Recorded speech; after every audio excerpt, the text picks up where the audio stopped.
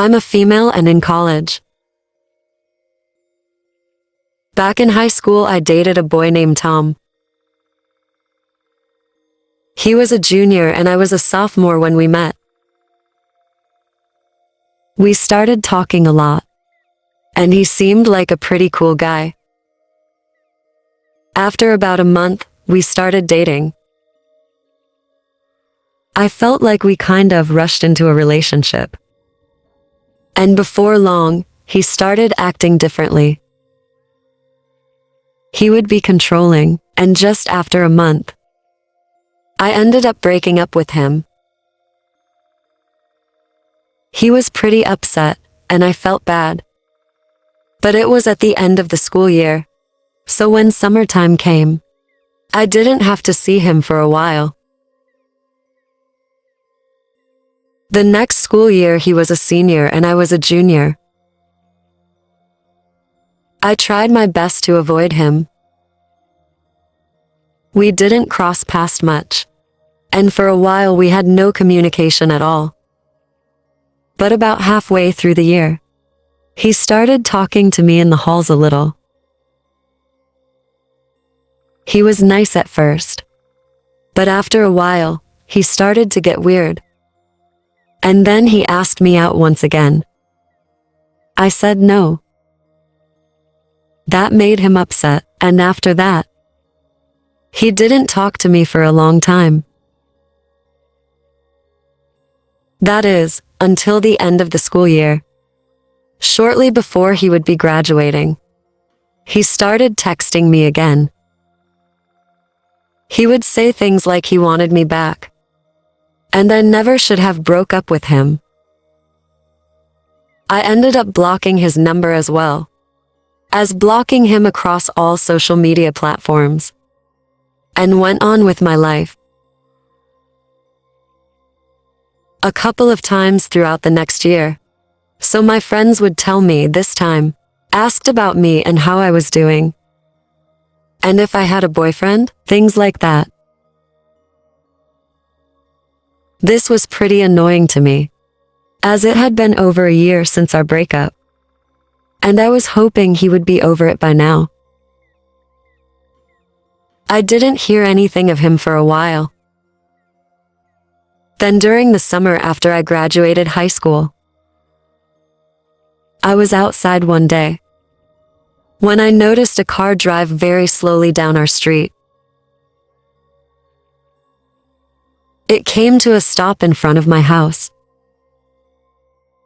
I looked, and I recognized the driver as Tom.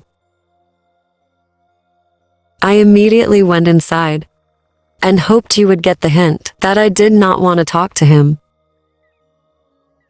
He sat there for about a minute and then drove away. I was glad to see him leave, but it made me pretty uncomfortable, knowing that he drove all the way to my house, for some reason. That night, as I was in my room at about midnight, I got a call from an unknown number. I didn't answer, but they kept calling again and again. Finally, I answered it. I heard a voice on the line, telling me that they needed to talk to me. I immediately recognized the voice as Tom's. I hung up the phone and blocked the number. Not even a minute later, I heard a banging on my window. I looked and saw Tom right outside. I quickly ran to find my dad, and luckily, he was still awake. He came into my room, just in time to hear glass breaking, and Tom climbing in the window. Tom had a bat in his hand. He started to run towards us.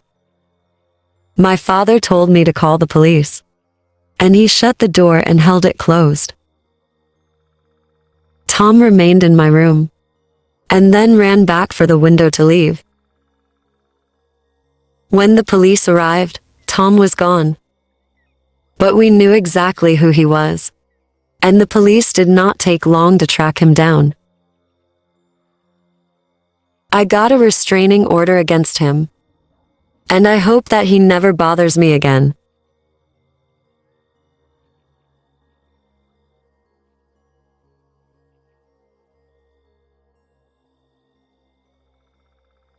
I dated a man named Michael a couple of years back. We met at a bar, and after talking and hanging out for a few months, we began dating. We dated for about 3 months, and it was obvious that we just didn't click. We hardly saw eye to eye on anything, and would often argue.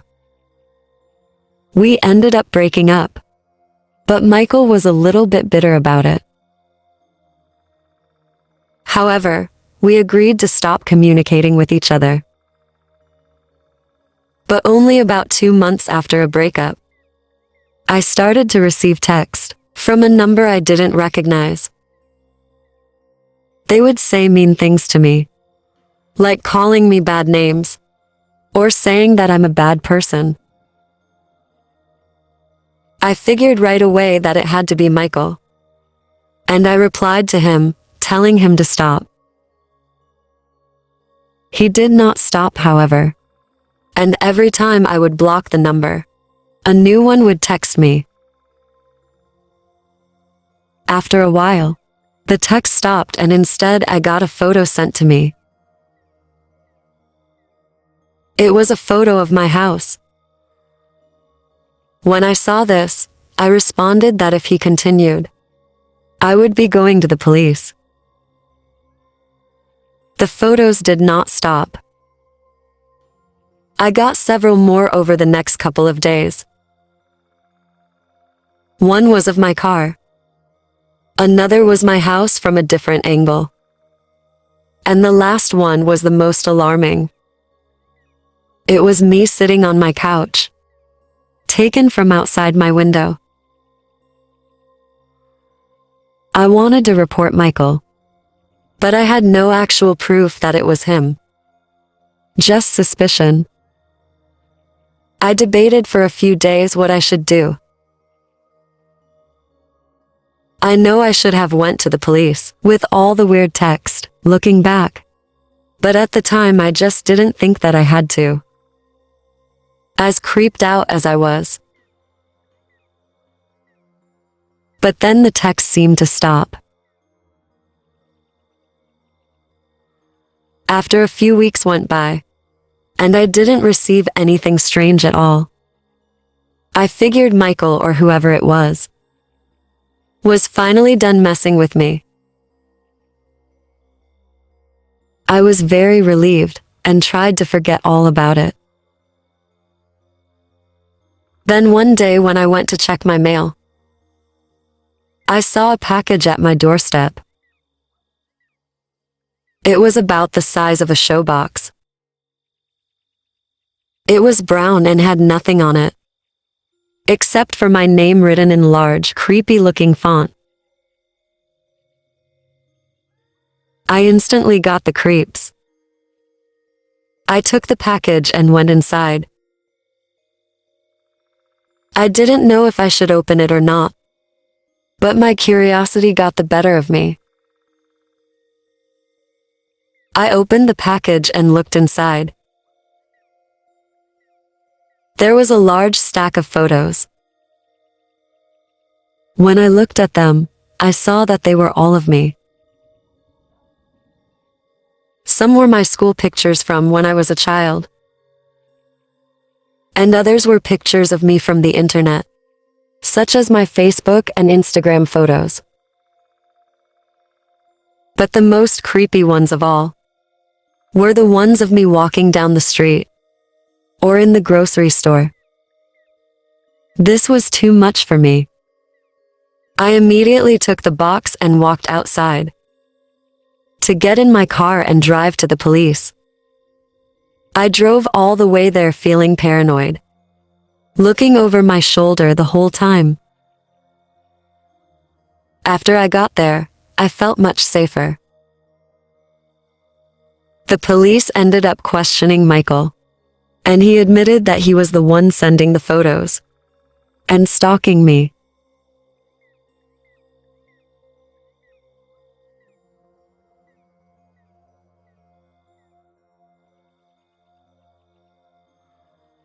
I am a 30-year-old female. This story occurred just a few months ago. However, it all started about 7 years back, when I met a man named Dave and started dating him. At the time, I was fresh out of college and new to my job.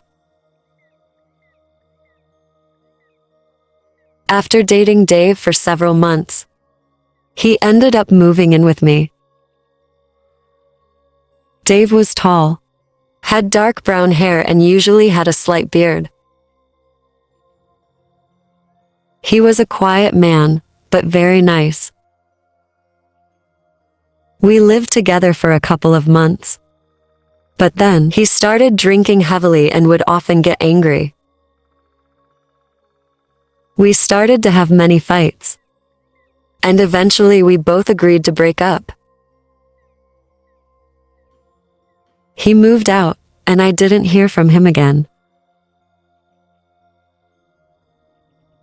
One day I got off of work early, and when I arrived home at my apartment, I went into the kitchen to get some water. As I did, I thought I heard my door open and shut. I felt it go down my spine. In my apartment, when you're in the kitchen, you can't see the front door. I slowly moved to the corner and leaned my head around. I didn't see anybody. I walked out and began to check the apartment, one room at a time. Each one appeared to be empty. I was a little spooked, but eventually I was able to settle down. A few days went by, and strange things started happening. Doors that I shut would be open when I got home, or things would seem to be out of place. I was afraid I might be going crazy. Some things in my house even seemed to be missing. Then one night I woke in the middle of the night. I opened my eyes and sat up to see a man standing at the end of my bed, facing me. It was really too dark to see, but based on the figure, I could tell it was a man. Other than that, I couldn't tell any details. I laid there frozen with fear. After standing at the end of my bed for what felt like 5 minutes, but in reality was probably 30 seconds, the man walked out of my room. I heard him slowly walk out and shut the door behind him and leave. As soon as I did, I got up, locked the door, and went around my apartment, looking to see if anything was stolen or if any windows were unlocked. Then I called the police. They arrived and basically just took down information. After that, I was extremely careful to always keep my doors and windows locked. About 2 nights later, once again, I woke up in the night. But this time, I heard someone moving around in my apartment, outside my bedroom. I immediately called the police. I tried to talk as quietly as I could to them. They said someone was on their way. I got up as fast as I could, ran to my bedroom door, shut it, and locked it. When I did, I heard the man come to the door and try to open it. He tried for a few seconds, and then he began to pound at the door. I backed away and went to hide in my closet. My closet was very small, but I was able to fit in it being just 5'2". After a couple of minutes, I heard the door open and footsteps come in the room. Then I heard a man call out my name. I recognized the voice. It was my ex-boyfriend, Dave. He said he knew I was hiding and to come out. He said he was sorry and did not want any trouble. Just then, I heard a pounding on the front door and someone shout, "Police." I didn't know what to do. To my relief, Dave then walked out of the room and to the front door and opened it for the police. As it turns out, Dave still had a key to my apartment. After all these years, I had forgotten all about it. He ended up going homeless and recently used his key to help himself to my apartment. He basically lived there when I was at work, so I did not see him. I hope he gets the help he needs and is able to get his life back on track.